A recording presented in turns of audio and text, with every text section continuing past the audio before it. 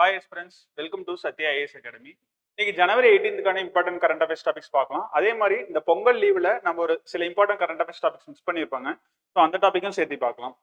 First topic என்ன அப்படின்னு பார்த்தீங்கன்னா, rescue treatment and rehabilitation centre. அதாவது எதுக்காக ஆரம்பிச்சிருக்காங்க அப்படின்னு பார்த்தீங்கன்னா, எலிஃபென்ட்டுக்காக ஆரம்பிச்சிருக்காங்க. மெயினா எலிஃபென்ட்டுக்காக. பட் அதை தாண்டி எல்லா வைல்ட் லைஃப் அனிமல்ஸுக்காகவும் ஆரம்பிச்சிருக்காங்க. என்ன அப்படின்னு பார்த்தீங்கன்னா, இதோட நோக்கம் rescue treatment and rehabilitation centre. உங்களுக்கு இதுல இந்த வேர்டிங்ல மீனிங் தெரிஞ்சிடும். ரெஸ்கியூ ட்ரீட்மெண்ட் அப்படிங்கிறது வைல்ட் லைஃப் அனிமல் வந்து ஏதாச்சும் இன்ஜுரி ஆயிருந்தது அப்படின்னா அதை ரெஸ்கியூ பண்ணி அதுக்கு ட்ரீட்மெண்ட் கொடுத்து அது வந்து மறுவாழ்வு கொடுத்து நம்ம காட்டுக்குள்ள அனுப்புறதாங்க இதோட மெயின் எய்ம். இது வந்து யார் ஆரம்பிச்சிருக்காங்க அப்படின்னு பாத்தீங்கன்னா, தமிழ்நாடு கவர்மெண்ட் ஆரம்பிச்சிருக்காங்க. எங்க ஆரம்பிச்சிருக்காங்க அப்படின்னு பாத்தீங்கன்னா, பேத்திக்குட்டை அப்படிங்கிற ஊரு எங்க இருக்குன்னு பாத்தீங்கன்னா, கோயம்புத்தூர் டிஸ்ட்ரிக்ட் சிறுமுகை பக்கத்துல இருக்குங்க. ஓகேங்களா. மெயினா வந்து இது எலிஃபென்ட்டுக்காக தான் ஆரம்பிச்சிருக்காங்க. ஏன்னா அந்த ஏரியா வந்து எலிஃபென்ட்டோட நடமாட்டங்கள் அதிகம்.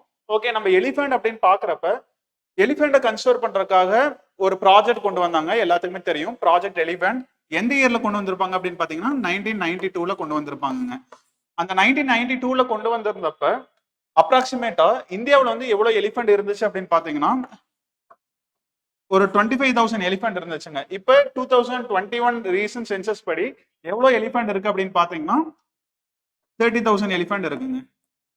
ஓகேங்களா. எலிஃபென்ட்னு பார்த்துட்டோம். இந்தியாவிலேயே வந்து எந்த ஸ்டேட் வந்து அதிக எலிஃபென்ட்டோட எண்ணிக்கை அதிகமா இருக்கு அப்படின்னு பாத்தீங்கன்னா கர்நாடகால அதிகமா இருக்குங்க. அடுத்தபடியா அசாம்ல இருக்கு. தேர்டா வந்து பாத்தீங்கன்னா கேரளால இருக்கு. இது எல்லாமே 2021 ப்ராஜெக்ட் எலிஃபென்ட்டோட ஸ்டாட்டிக்ஸ் ரிப்போர்ட் படிங்க. ஓகேங்களா. இப்ப ஃபர்ஸ்ட் டாபிக்ல வந்து rescue treatment and rehabilitation centre for elephant ரீசெண்டா எந்த ஸ்டேட் லான்ச் பண்ணாங்க அப்படின்னு கேட்டா தமிழ்நாடு லான்ச் பண்ணாங்க. தமிழ்நாட்டுல வந்து எந்த டிஸ்ட்ரிக்ட்னு கேட்டா கோயம்புத்தூர் டிஸ்ட்ரிக்ட்ங்க. கரெக்டா இடம் எந்த இடம்னு கேட்டா அப்படின்னு பாத்தீங்கன்னா பேத்திக்குட்டைங்க. ஓகேங்களா. அண்ட் தென் இந்த மாதிரி ஒரு ட்ரீட்மெண்ட் ரீஹாபிலேஷன் சென்டர்லாம் ஆரம்பிக்கிறதுக்கு ஏதோ ப்ரொஃபஷன்ஸ் வந்து சப்போர்ட் பண்ணுது அப்படின்னு பாத்தீங்கன்னா வைல்ட் லைஃப் ப்ரொடக்ஷன் ஆக்ட் 92 தான் வந்து சப்போர்ட் பண்ணுதுங்க. ரெண்டாவது டாபிக் பாத்தீங்கன்னா டீல்ஸ் ப்ரோக்ராம். அதாவது டீல்ஸ் ப்ரோக்ராம் அப்படிங்கிறது என்ன அப்படின்னு பாத்தீங்கன்னா டெக்னாலஜிக்கல் எஜுகேஷன் அண்ட்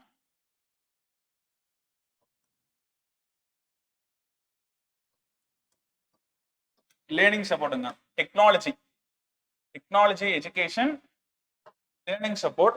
அதாவது இப்ப ரீசெண்ட் டேஸா பாத்தீங்கன்னா என்னதான் நம்ம இன்ஜினியரிங் முடிச்சிருந்தாலும் ஐடி கம்பெனில வந்து இப்ப வந்து நிறைய பேர் வேலைக்கு எடுக்கிறாங்க, நிறைய பேர் வேலைக்கு போயிட்டு இருக்காங்க. அது கூட பேசிக் லாங்குவேஜஸ் எல்லாம் பாத்தீங்கன்னா இப்ப Javan, Python, Java script, C plus plus இந்த மாதிரி ஒரு பேசிக் லாங்குவேஜஸ் எல்லாம் வந்து காலேஜ்ல சொல்லி கொடுக்குறாங்க. இருந்தாலும் அதை பத்தியான இன்னும் எக்ஸ்ட்ரா நாலேஜ் வந்து ஸ்டூடெண்ட்ஸ்க்கு வந்து இல்லைங்க. ஸோ அதுக்காக தமிழ்நாடு கவர்மெண்ட் வந்து ஒரு இனிஷியேட்டிவ் பண்ணியிருக்காங்க. என்ன அப்படின்னு பாத்தீங்கன்னா ஸ்கூல் ஸ்டூடெண்ட்ஸுக்கே, அதாவது காலேஜ்ல தான் நம்ம அந்த லாங்குவேஜ் படிப்போம், ஸ்கூல் ஸ்டூடெண்ட்ஸ்க்கே இந்த சி பிளஸ் இந்த மாதிரி கம்ப்யூட்டர் லாங்குவேஜஸ் எல்லாம் சொல்லி கொடுக்கறதுக்காக ஒரு ப்ரோக்ராம் ஆரம்பிச்சிருக்காங்க. அந்த ப்ரோக்ராம் தான் வந்து டீல்ஸ் ப்ரோக்ராமுங்க. ஓகே, டீல்ஸ் அப்படின்னா என்னன்னு பாத்தீங்கன்னா technology education and learning support. இந்த டீல்ஸ் ப்ரோக்ராமோட எய்ம் பார்த்துட்டோம். என்ன எய்ம் பார்த்துட்டீங்கன்னா to empower the teachers to train the students about that. அதாவது டீச்சர்ஸ்க்கு வந்து நம்ம ட்ரெயின் பண்றோம் ஸ்டூடெண்ட்ஸ் சொல்லி கொடுக்கறதுக்காக அந்த லாங்குவேஜஸ் பத்தி.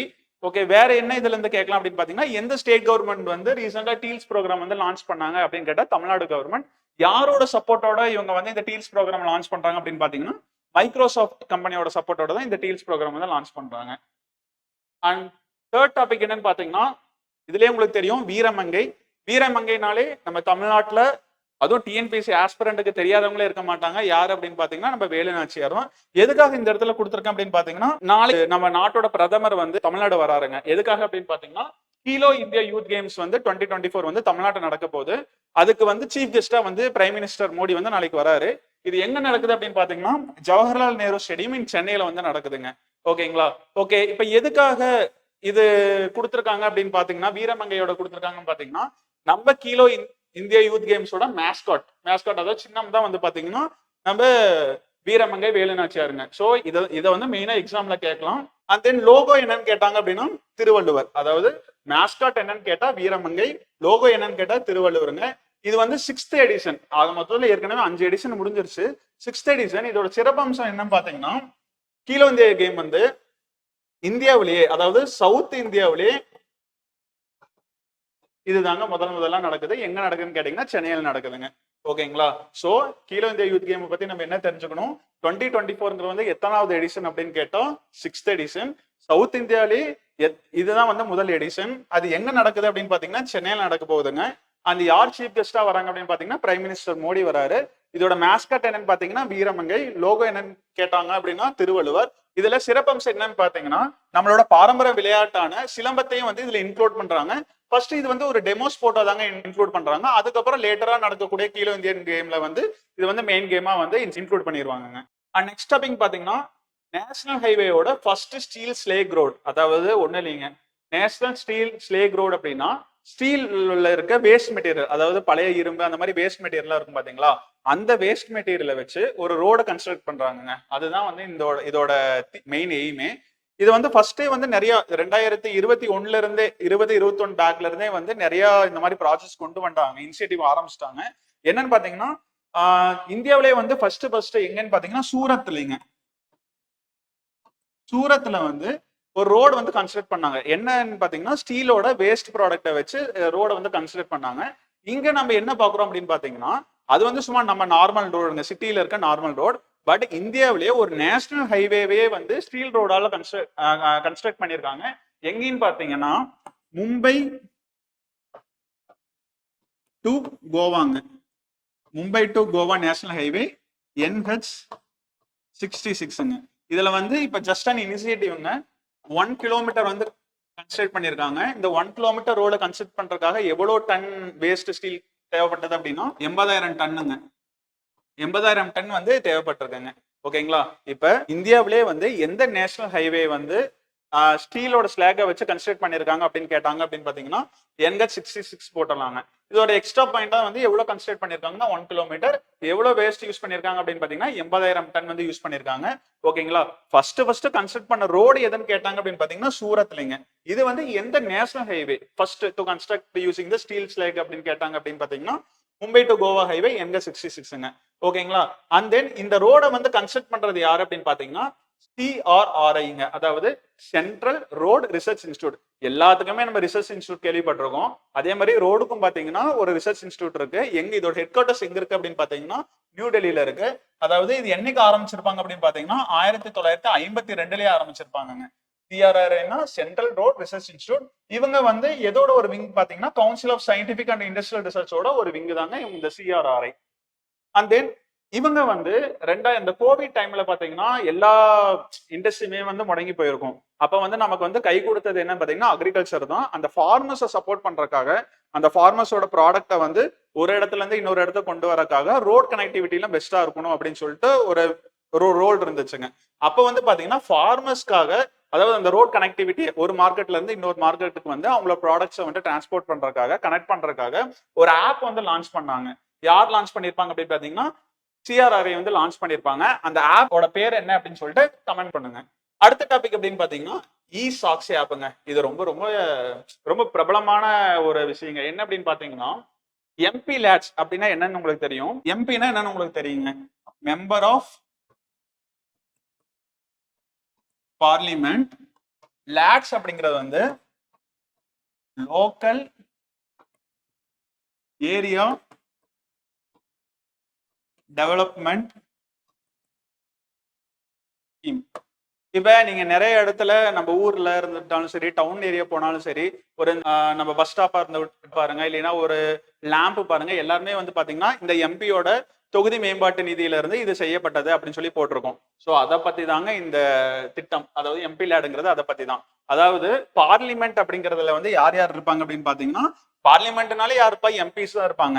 அப்ப 3 MPsங்க. எப்படி லோக்சபால இருக்கவங்களும் MP தான், ராஜ்யசபால இருக்கவங்களும் MP தான், அண்ட் நாமினேட்டட் MPs நம்ம கேள்விப்பட்டிருக்கோங்களா, அப்ப நாமினேட்டட் MPs இருப்பாங்க. ஸோ இவங்களுக்கெல்லாம் வந்து ஒரு சர்டன் அமௌண்ட் ஆஃப் ஃபண்டை வந்து கொடுத்துருவாங்க. எதுக்காக கொடுத்துருவாங்கன்னு பாத்தீங்கன்னா அவங்கவுங்க தொகுதியில வந்து ஏதாச்சும் மேம்பாடு பண்ணணும் அப்படின்னா நீங்க உங்களுக்கு கொடுத்த நிதியில இருந்து நீங்க பண்ணிக்கோங்க அப்படின்னு சொல்லிட்டு சென்ட்ரல் கவர்மெண்ட் வந்து அவங்களுக்கு அலர்ட் பண்ணியிருப்பாங்க.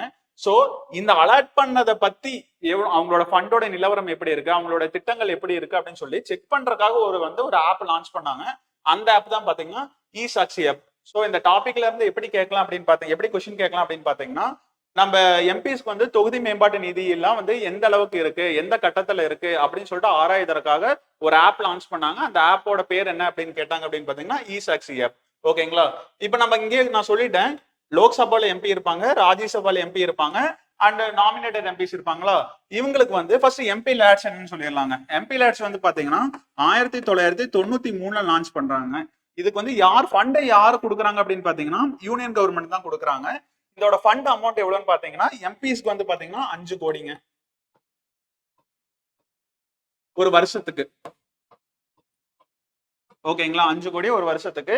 இது வந்து டைரக்டா வந்து இப்ப நான் வந்து இப்ப எம்பியா இருக்கேன் அப்படின்னு பாத்தீங்கன்னா நான் டைரக்டா போய் என்கிட்ட 5 கோடி கொடுத்துட்டாங்க, நான் போய் இந்த இடத்துல இந்த கன்ஸ்ட்ரக்ஷன் பண்றேன் அப்படின்லாம் பண்ண முடியாதுங்க. ஃபர்ஸ்ட் நான் வந்து டிஸ்ட்ரிக்ட் அட்மினிஸ்ட்ரேஷன் பர்மிஷன் வாங்கணும். அதாவது என்னோட தொகுதியில இந்த நலத்திட்ட உதவியை நான் செய்யணும், அதுக்காக என்கிட்ட ஃபண்ட் இருக்கு, அந்த ஃபண்டை நான் உங்ககிட்ட கொடுக்குறேன், நீங்க செய்யுங்க அப்படின்னு சொல்லிட்டு ஒரு எம்பியா இருக்கவரை வந்து டிஸ்ட்ரிக்ட் அட்மினிஸ்ட்ரேஷன் ஃபர்ஸ்ட் பர்மிஷன் வாங்கணுங்க. அவங்க வந்து பாத்தீங்கன்னா இவருக்கு கொடுக்கக்கூடிய நிதியை வச்சு அவங்க என்ன மேம்பாட்டு உதவி செய்யணுமோ அந்த உதவியை செஞ்சிருவாங்க. ஓகேங்களா, இதுதான் மெயின். எம்பி லேட்ஸ் தான் என்ன நம்ம பார்த்துட்டோம். அதாவது எம்பிகளுக்கு ஒரு ஃபண்ட் கொடுப்பாங்க. எதுக்காக அப்படின்னு பாத்தீங்கன்னா டெவலப்மெண்ட்டுக்காக. அந்த ஃபண்ட் வந்து எந்த நிலைமையில இருக்கு அப்படின்னு சொல்லி கண்டறியறதுக்கான ஒரு ஆப் தான் வந்து பாத்தீங்கன்னா இ-சாக்ஷி ஆப். இப்போ வந்து இது என்னைக்கு லான்ச் பண்ணாங்க, இந்த ஸ்கீம் என்னைக்கு லான்ச் பண்ணாங்க அப்படின்னு பாத்தீங்கன்னா 1993 லான்ச் பண்ணிருப்பாங்க. யார் ஃபண்ட் கொடுக்குறாங்கன்னு பாத்தீங்கன்னா யூனியன் கவர்மெண்ட் கொடுக்குறாங்க. இந்த ஃபண்ட் அமௌண்ட் வந்து பாத்தீங்கன்னா 5 கோடி ஒரு வருஷத்துக்கு. யாரு செயல்படுத்துறாங்க அப்படின்னு பாத்தீங்கன்னா டிஸ்ட்ரிக்ட் அட்மினிஸ்ட்ரேஷன் செயல்படுத்துறாங்க. ஓகேங்களா, இப்ப இதுல இன்னொரு முக்கியமான விஷயம் நம்ம தெரிஞ்சுக்கணும். லோக்சபா எம்பிங்கிறவங்க வந்து அவங்க எல்லாருமே ஒரு ஒரு தொகுதியோட எம்பியா இருப்பாங்களா. அப்ப அவங்க எதுக்கு எம்பிங்கிறப்ப நம்ம இந்தியா ஃபுல்லா அவங்க எம்பி தான். ஓகேங்களா, அப்ப லோக்சபா எம்பி வந்து என்ன பண்ணுவாங்க அப்படின்னு பாத்தீங்கன்னா அவங்க ஒரு தொகுதியில நின்னுதான் ஜெயிச்சிருப்பாங்க. சோ அவங்களுக்கான ரெஸ்பெக்டிவ் கான்ஸ்டிடியூஷன்ல மட்டும்தான் இவங்க வந்து அவங்களோட அமௌண்ட்டை வந்து செயல்படுத்த முடியும்.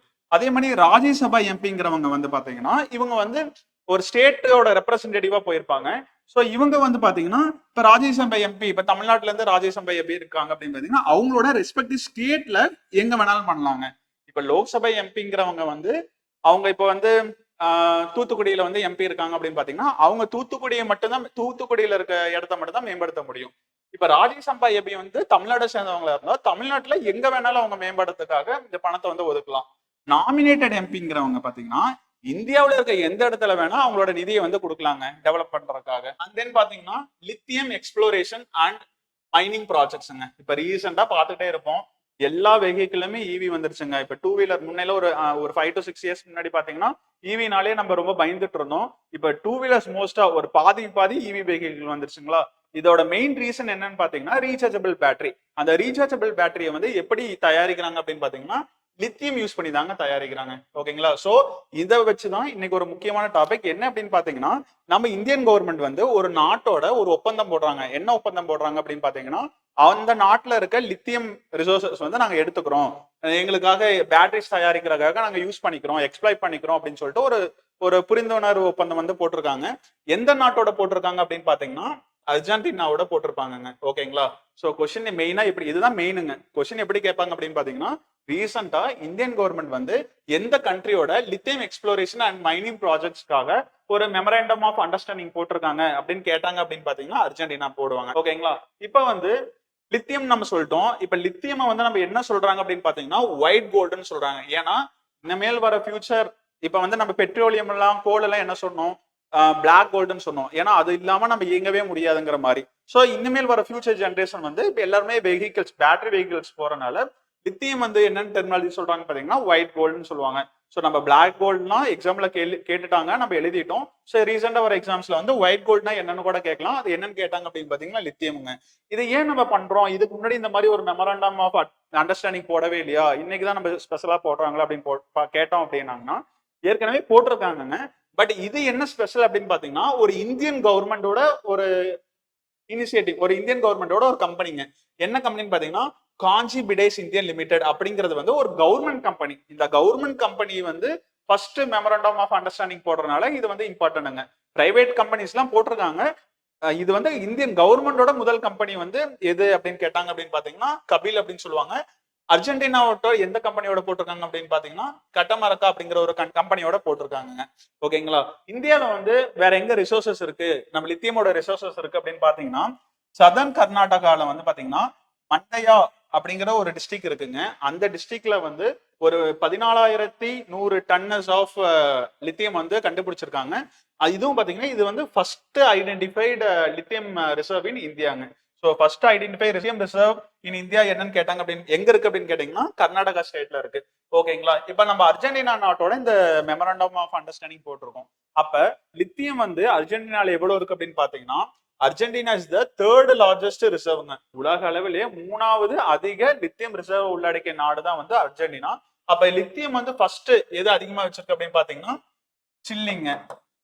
செகண்ட் வந்து பாத்தீங்கன்னா ஆஸ்திரேலியா. தேர்ட் வந்து பாத்தீங்கன்னா அர்ஜென்டினா. ஓகேங்களா. அண்ட் அடுத்த டாபிக் என்னன்னு பாத்தீங்கன்னா ரோடு டெத் ஆக்சிடென்ட்ஸ். அதாவது இப்ப ரீசெண்டா நம்ம பார்த்துட்டு இருந்திருப்போம்.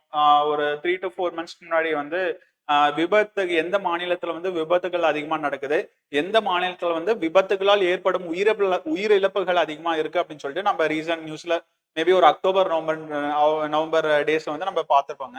இப்ப ரீசெண்டா வந்து என்ன பண்றாங்க அப்படின்னு பாத்தீங்கன்னா ரோட் மினிஸ்ட்ரி வந்து ஒரு டார்கெட் பிக்ஸ் பண்றாங்க. என்ன பிக்ஸ் பண்றாங்க அப்படின்னு பாத்தீங்கன்னா நாங்க ஒரு குறிப்பிட்ட இயர்க்குள்ள எங்களோட ரோடு ஆக்சிடென்ட் டெத்தை வந்து 50% வந்து நாங்க ரெடியூஸ் பண்ணிடுவோம் அப்படின்னு சொல்லிட்டு பிக்ஸ் பண்றாங்க.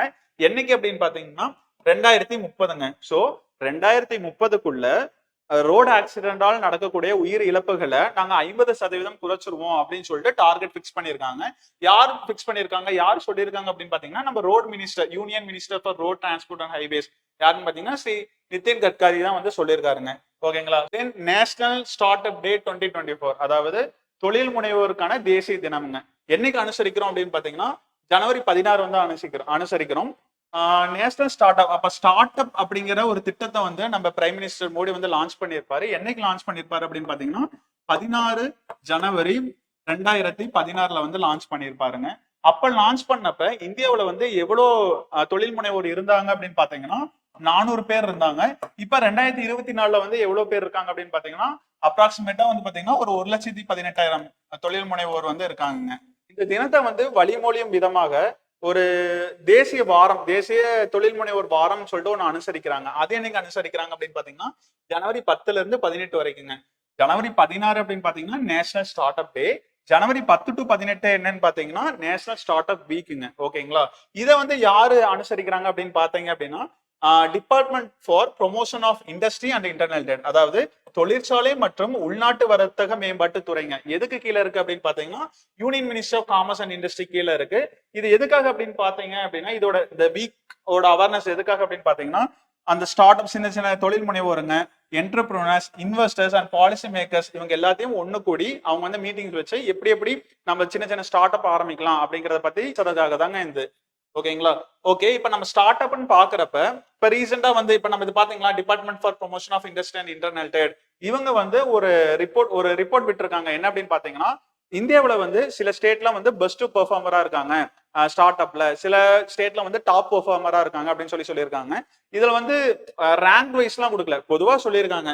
அப்படி பாத்தீங்கன்னா இதை நம்ம எதுக்காக பார்க்கணும்னா தமிழ்நாடு வந்து பெஸ்ட் பெர்ஃபார்மர்ல இருக்காங்க.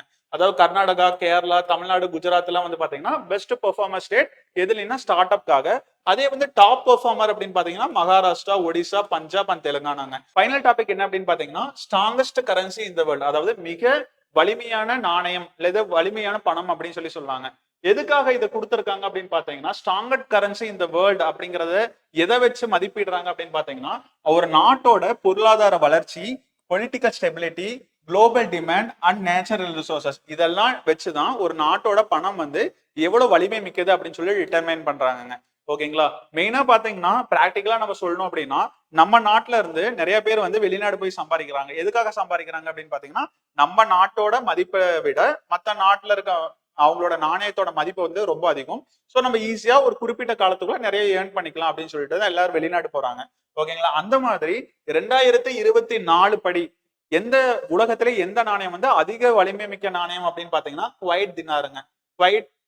குவைத் நாட்டோட தினார் அவங்களோட கரன்சியோட பெயர் தினார். இந்த நாணயம் தான் வந்து உலகத்திலே மிக ஸ்ட்ராங்கஸ்ட்னு சொல்றாங்க. இதோட மதிப்பு பாத்தீங்கன்னா நம்மளோட இந்திய ரூபாய் ₹1 அங்க வந்து பாத்தீங்கன்னா 270 ரூபா புள்ளி 10 காசுங்க. ஓகேங்களா. இதுதான் வந்து ஃபர்ஸ்ட் இடத்துல இருக்கு.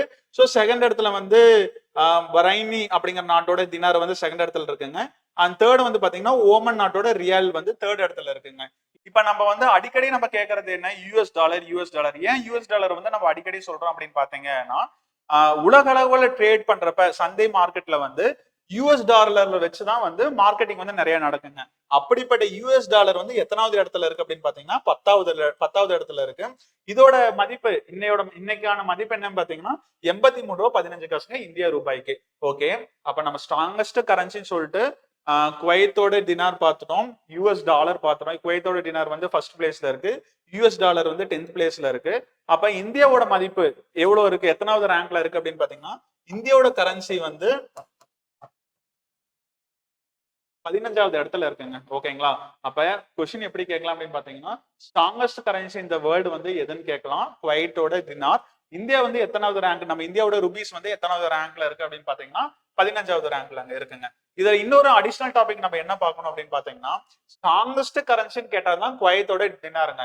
பட் வேர்ல்ட் லெவல் வேர்ல்டு ட்ரேடுல எந்த கரன்சி வந்து அதிகமா யூஸ் பண்ணிட்டு இருக்காங்க அப்படின்னு பாத்தீங்கன்னா யூஎஸ் டாலருங்க.